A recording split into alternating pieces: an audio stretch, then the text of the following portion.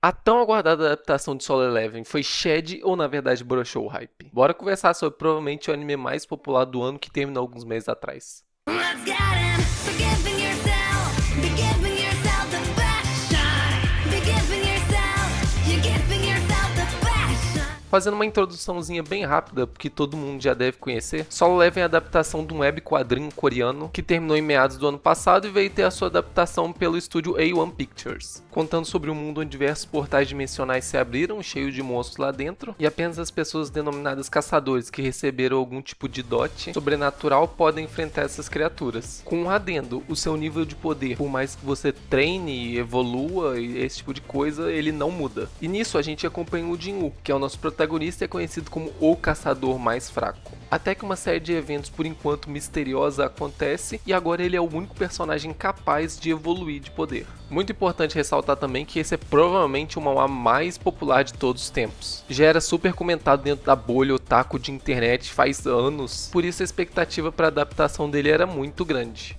Mas eu, como não sei ler, apenas ver desenho animado, nunca li a obra original. Porém, de longe, a minha impressão sempre foi de ser aquele tipo de obra com um protagonista inicialmente fraco, que vai ficando cada vez mais foda, e a graça é ver ele cada vez mais forte e mais fazendo fodice. E bom, agora assistindo, é exatamente isso. É a história sobre esse personagem que vai ficando cada vez mais forte, literalmente grindando levels, e vai chocando aquele mundo, impressionando quem inicialmente não dava nada pra ele. O que mexe com uma certa fantasia de poder de ver o fraco virando forte, podendo dar o troco. O que, honestamente, eu preciso deixar claro que não é o tipo de coisa que me interessa. Eu já imaginava isso pelo que eu sabia do manhwa, mas assistindo o anime eu só pude confirmar essa teoria. E ele começou até melhor do que eu esperava. Eu gostei do primeiro e do segundo episódio, porque no início você já percebe essa abordagem mais mundana e mais palpável que ele tem.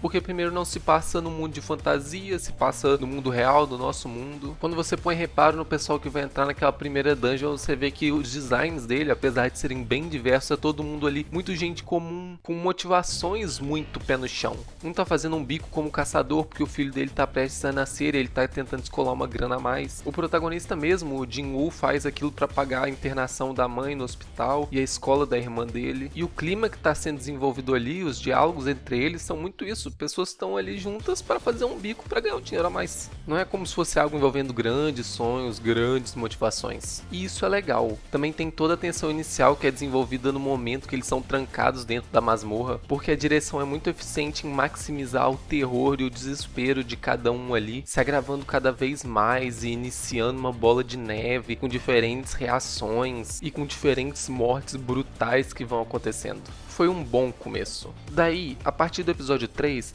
não é que exatamente ele tenha piorado, mas ele começa a entrar de cabeça nas intenções e nos interesses de Solo Leveling. Que sejamos honestos, é uma certa punhetação de power scaling sim. É uma certa para não dizer uma completa. Dito isso, e daí? Eu acho que muito provavelmente essa vai ser a reação da maioria das pessoas assistindo esse vídeo depois do que eu disse. Porque ele tem tudo isso que eu falei, mas não é exatamente isso que ele tá vendendo e não é exatamente isso que a galera quer. Tendo isso em mente, eu preciso dizer que as maiores qualidades dele estão lá exatamente para isso, para maximizar esses fatores. Se a graça é a escalada de poderzinho e as lutas, elas estão sendo entregues, porque elas incontestavelmente são muito boas. A animação tem impacto, tem velocidade, tem coreografia, tem ângulos muito bons para ação, uma trilha sonora impactante e grandiosa nos momentos que precisa. E bom, se o anime quase implora pra você achar o tal do Jin-Woo muito fodão, eles conseguem. Eles dão momentos muito fodões pro tal do Jin-Woo. Apesar de algumas batalhas não terem uma grande expectativa construída para elas, o design é bom, é bem feito, dando até destaque para alguns bichões gigantes que eles em momento nenhum se renderam ao utilizar o 3D. É 2D e ponto. Além disso, também tem confrontos com humanos, que dá uma certa diversidade para ação, ainda que esses inimigos sejam horrorosos, psicopatinhas, cheios de caretas e tal, super estereotipados, mas ok.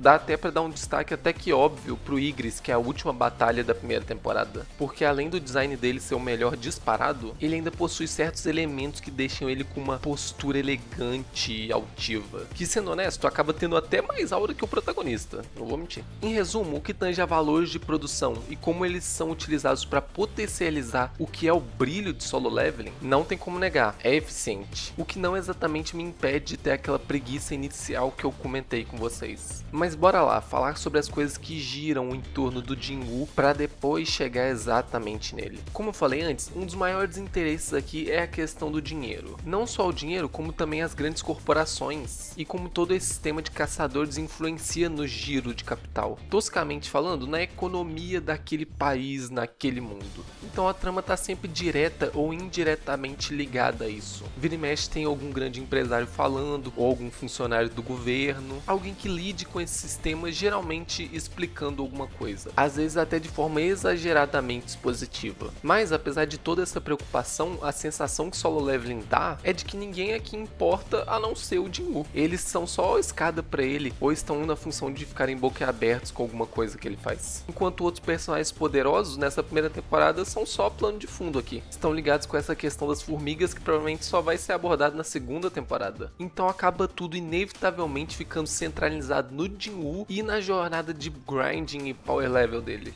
E eu até que simpatizava com ele no início, pela motivação tangível e direta que ele tem, que também conversa com os temas abordados na obra. Mas eu tenho dois problemas com ele, um médio e um meio grande. Começando pelo médio, a bendita HUD de videogame. Porque ele tem uma HUD de videogame, é um elemento muito alienígena na coisa toda, vocês não acham não? O anime no geral tem uma estética de low fantasy urbana, tirando um elemento ou outro aqui, e do nada tem umas telinhas ali que só ele pode ver com status, lojinha, inventário, o caralho. E a sensação que isso me dá é que facilita muito o trabalho dele. Porque ele não só tem a possibilidade de ficar mais forte, como quase que um passo a passo, um tutorial do YouTube com ele de como fazer isso.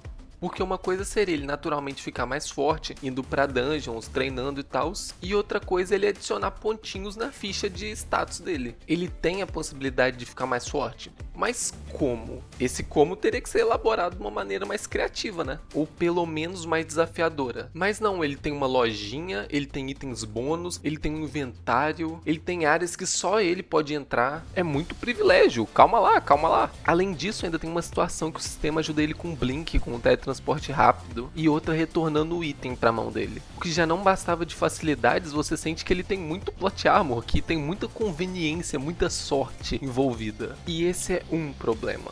Agora, indo disparadamente para minha maior crítica sobre Solo Leveling, é a mudança abrupta de personalidade que o Jinwoo tem do episódio 3 pro 4. Porque é muito bizarra, de um episódio pro outro, o personagem muda completamente. Fisicamente até, ele fica mais alto e fica com a cara mais quadrada, troca o penteado para um mais parecido com um idol de K-pop.